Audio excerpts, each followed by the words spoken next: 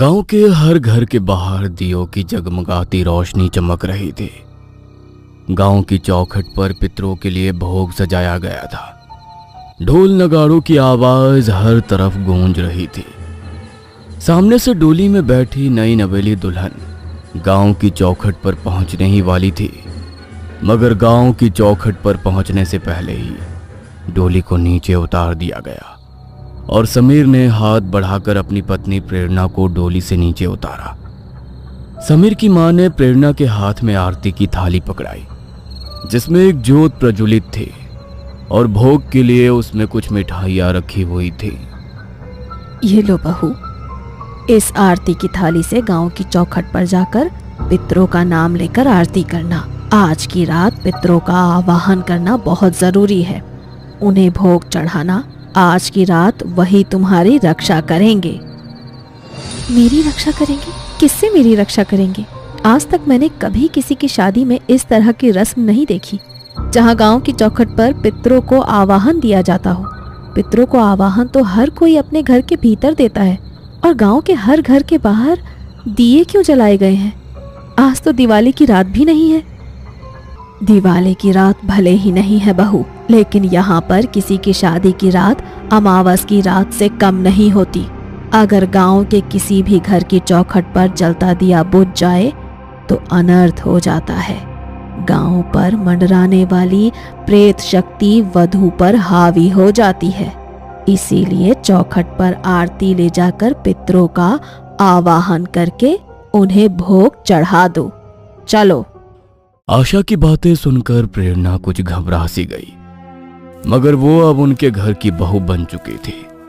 इसलिए उनके घर और गांव की रस्मों को करने के अलावा उसके पास अब दूसरा कोई चारा नहीं था। इसलिए उसने गांव की चौखट पर पहुंचकर पितरों को आवाहन देना शुरू किया। वहां पर बज रहे ढोल नगाड़ों की आवाज अचानक से और तेज हो गई, मगर उनकी खुशी को कोई छुपकर देख रहा था। गांव के घर के पीछे काला लिबास पहने कोई शख्स उनकी तरफ ही देख रहा था। जैसे ही प्रेरणा ने आरती करके पितरों का आवाहन करना शुरू किया, तभी काला लिबास पहने वो शख्स गांव के एक घर की ओर बढ़ा और उसने उस घर के बाहर जल रहे दियों को बुझा दिया, और उसी समय आरती की थाली में जल रहा दिया भी बुझ गया। हे भगवान, ये तो घोर अनर्थ हो गया। आज से पहले तो ऐसा कभी नहीं हुआ कि आरती की थाली में जल रहा दिया इस तरह बुझ जाए। कहीं हमारे पितृ हमसे नाराज तो नहीं हो गए? बहू, तू ठीक तो है ना? बहू, बहू। माँ तुमसे कुछ पूछ रही है प्रेरणा। तुम माँ की बात का जवाब क्यों नहीं दे रही? अरे क्या हो गया है तुम्हें? कुछ बोलो तो सही। जब बार बार सबके बोलने पर भी प्रेरणा ने किसी की बात का जवाब नहीं दिया, तो समीर ने उसके कंधे पर हाथ रखकर उसे सहलाया। प्रेरणा ने उसी समय उसका हाथ अपने कंधे से झटक दिया। उसने पीछे मुड़कर समीर की तरफ देखा तो उसकी आंखें सुर्ख लाल हो चुकी थी और चेहरा सफेद पड़ने लगा था। उसकी सांसें तेज हो चुकी थी। उसने गुस्से में समीर की तरफ देखा। लगता है वो प्रेत आत्मा बहू रानी पर हावी हो गई है। जल्दी से मंदिर से सिंदूर लेकर आओ, जाओ। नहीं छोड़ूंगी, मैं किसी को भी नहीं छोड़ूंगी।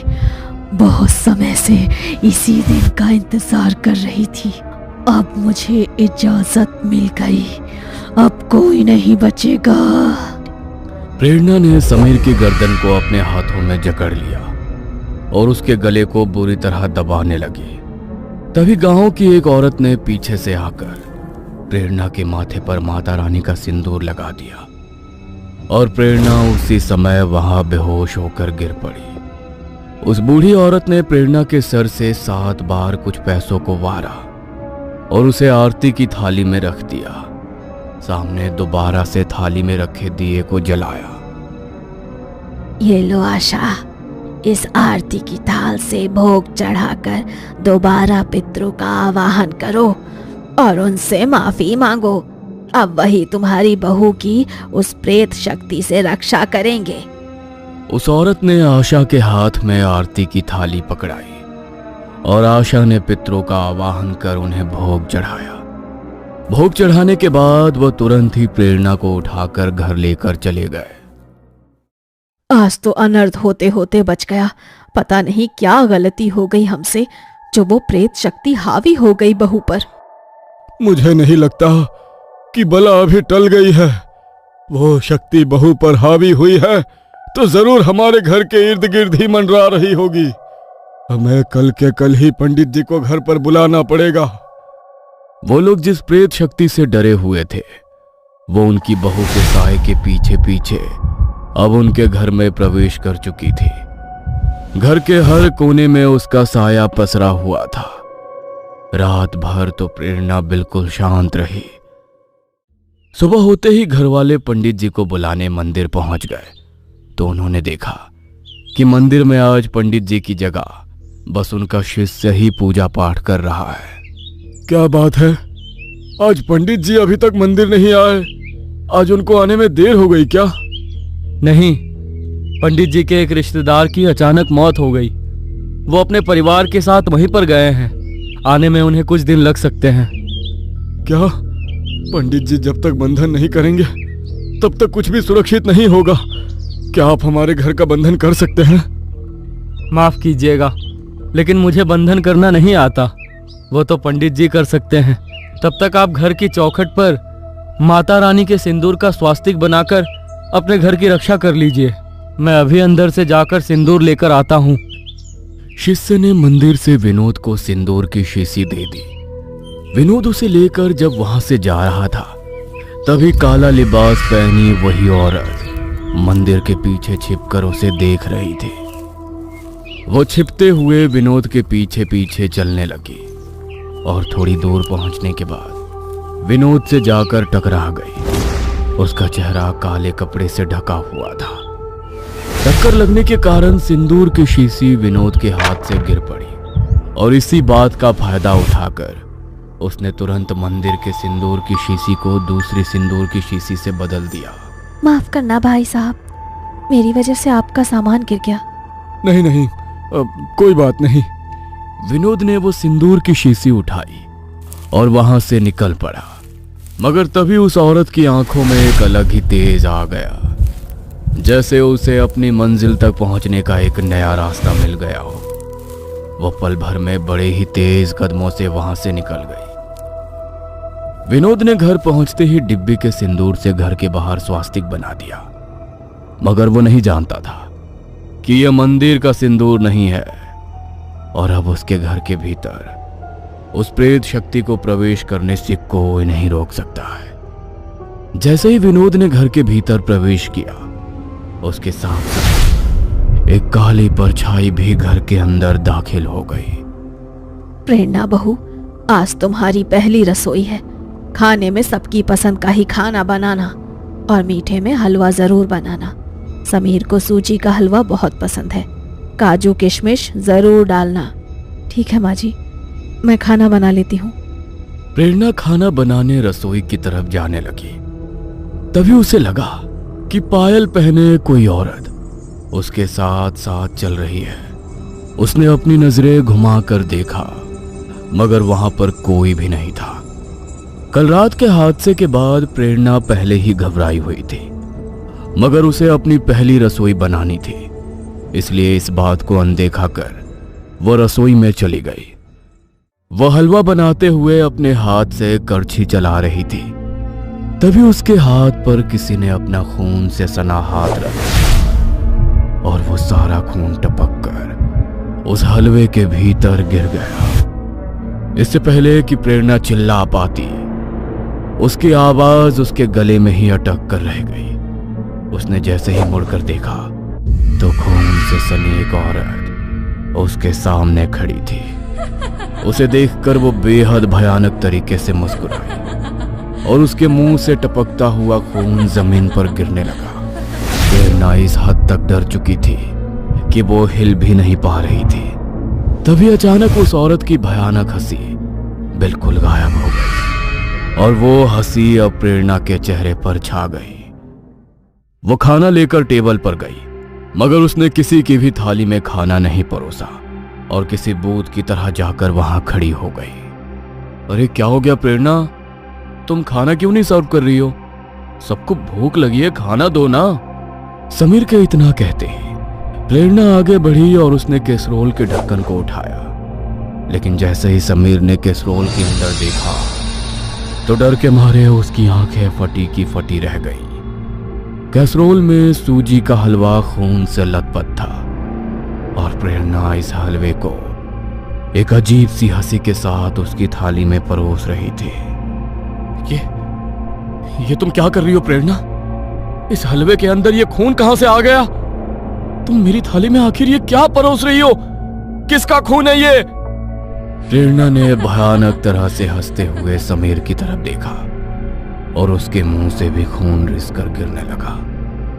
वो अचानक से समीर की तरफ बढ़ी और उसने समीर के बालों को पकड़कर उसके सर को सामने डाइनिंग टेबल पर जोर से दे मारा। समीर के माथे से खून का फवारा फूट पड़ा। तभी आशा भागती हुई वहां आई। ये तू क्या कर रही है बहू? दिमाग तो खराब नहीं हो गया तेरा? देख तो सही कितना खून निकल रहा है समीर के माथे से। हट यहाँ से, देखने दे मुझे। आशा प्रेरणा को धक्का देकर आगे बढ़ने लगी, मगर तभी प्रेरणा ने आशा की गर्दन को अपने दोनों हाथों से पकड़ा और एक ही झटके में उसकी गर्दन को मरोड़ डाला। आशा सीधी निठाल होकर जमीन पर गिर पड़ी। विनोद अंदर कमरे में सिंदूर लेने के लिए दौड़ा।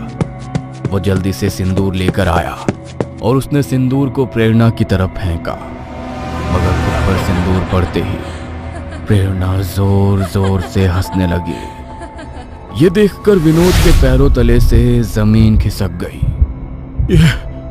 यह कैसे हो सकता है? मंदिर के सिंदूर का इसके ऊपर कोई असर क्यों नहीं हो रहा? मुझे छोड़ दे, जाने दे मुझे। तुझे जाने दूं? तुम तीनों को चुन चुन कर मारूंगी और जब तक तुम तीनों मेरी आंखों के सामने अपना दम नहीं तोड़ देते मैं मुक्त नहीं हो पाऊंगी। क्या? हम तीनों को मारने से भला तेरी मुक्ति कैसे होगी? हमने तेरा क्या बिगाड़ा है? हमसे जो भी भूल चूक हो गई है हमें माफ कर दे। माफ कर दूं? तुम लोगों को माफ कर दूं? भूल गया तुम तीनों ने क्या किया था मेरे साथ, गंगा के साथ। गंगा? हाँ गंगा, और ये गंगा अब अपना बदला लेकर ही जाएगी। इतना कहते ही प्रेरणा ने विनोद के गले को कसकर पकड़ लिया और उसकी आंखों में वो सारी धुंधली यादें सामने आने लगी जिसके कारण उन लोगों के साथ ये सब हो रहा था।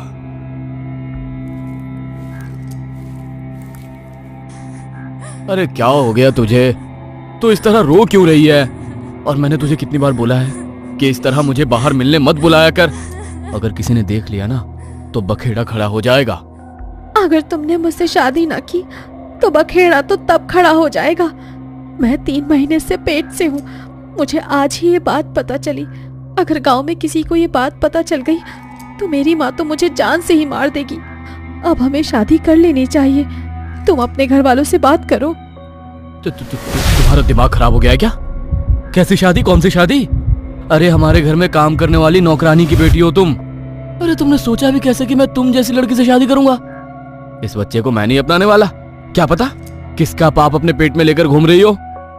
क्या ये सब क्या बोल रहे हो तुम? तुमने मेरे बारे में ऐसा सोचा भी कैसे? ठीक बोलती थी मेरी सहेली कि इसकी बातों में मत आ, लेकिन मैंने ही कभी उसकी बात नहीं सुनी। मगर कोई बात नहीं, अगर तुम मुझे नहीं अपनाओगे तो मैं ये बात खुद से पूरे गांव में फैला दूंगी। भले ही मेरी जान जाती हो तो चली जाएगी, लेकिन चैन से मैं तुम्हें भी नहीं रहने दूंगी। पूरे गांव में बदनाम हो जाओगे तुम, और तुम्हारे परिवार का जो औहदा है वो भी मिट्टी में मिल जाएगा। नहीं, तुम ऐसा कुछ नहीं करोगी। वरना क्या? हाँ, तुम्हारी किसी बात से डरने वाली नहीं हूं मैं। मुझे अपनी जान की कोई परवाह नहीं है। ये सब बोलकर गंगा वहां से चली गई, लेकिन उसकी बातों से समीर को उसके परिवार के औहदे का डर खाने लगा। उसने डरते हुए ये बात अपने घर पर बताई। क्या बोल रहा है तू? तुझे वही लड़की मिली थी क्या, एक नौकरानी की बेटी? लेकिन अगर उसने गांव में ये बात फैला दी तो हमारी इज्जत तो मिट्टी में मिलकर ही रह जाएगी। गांव के लोग थू थू करेंगे हम पर। जानता हूं माँ, इसीलिए अब आप लोग ही मेरी मदद करो। अगर मैंने उसे मारा तो उसकी कुछ सहेलियों को हमारे बारे में पता है और मैं उन्हें नहीं जानता। अगर उन्होंने गांव में ये बात बता दी तो और मुसीबत हो जाएगी और सबको पता चल जाएगा कि उसे हमने ही मारा है। तब तो एक ही रास्ता है, उससे तेरी शादी कराने का। उसके अलावा फिलहाल हमारे पास दूसरा कोई चारा नहीं है। लेकिन पिताजी। अब इस लेकिन के लिए हमारे पास कोई समय नहीं है। जाओ और कहो उससे कि तुम मुझसे शादी करोगे। बाकी की बात बाद में करूंगा मैं तुमसे। समीर ने वही किया जो उसके घर वालों ने उसे करने को कहा। उसने गंगा से शादी कर ली। गंगा बहुत खुश थी कि समीर ने उसे धोखा नहीं दिया, मगर वो नहीं जानती थी कि उसके पीछे उन लोगों की क्या साजिश चल रही है। दोनों मेरी बात सुनो, इसका 8वां महीना पूरा होने को आया है। जैसा हमने सोचा था अब वैसा ही करना है। अगर घर में एक बार बच्चे की किलकारियां गूंज गईं तो और मुसीबत हो जाएगी। गंगा ऊपर वाले कमरे में कुछ सामान लेने गई थी और आशा की नजर उसी पर थी। जैसे ही गंगा सीढ़ियों से नीचे उतरने लगी तो आशा ने उसे सीढ़ियों से धक्का दे दिया और गंगा सीढ़ियों से गिरती हुई सीधा नीचे जाकर गिरी। उसके सर में गहरी चोट आई और वो जोर जोर से दर्द से चिल्लाने लगी, मगर उसके चिल्लाने की आवाज कोई सुन ना पाए। इसलिए समीर ने उसके चेहरे को एक कपड़े से बांध दिया। तुझे क्या लगा मैंने तुझसे शादी कर ली तो मैं तुझसे प्यार करता हूं? अरे मजबूरी थी मेरी, मजबूरी। अगर तुझसे शादी नहीं करता और ये बात पूरे गांव में फैल जाती तो बदनामी तो हमारी ही होती। लेकिन कोई बात नहीं, अब गांव वालों को कुछ भी पता नहीं चलेगा और ना अब तू इस दुनिया में रहेगी।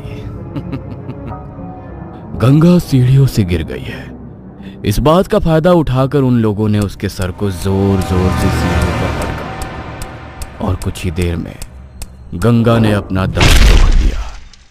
उसकी मां पर दुखों का पहाड़ टूट पड़ा। उसके अंतिम संस्कार के बाद वो अपनी बेटी का कुछ सामान लेने उसके ससुराल पहुंची, मगर कमरे के भीतर वो लोग जो बातें कर रहे थे वो सुनकर उसके पैरों तले से जमीन खिसक गई। अच्छा है किसी को कानों कान कोई खबर नहीं हुई कि उसे हमने ही मारा है।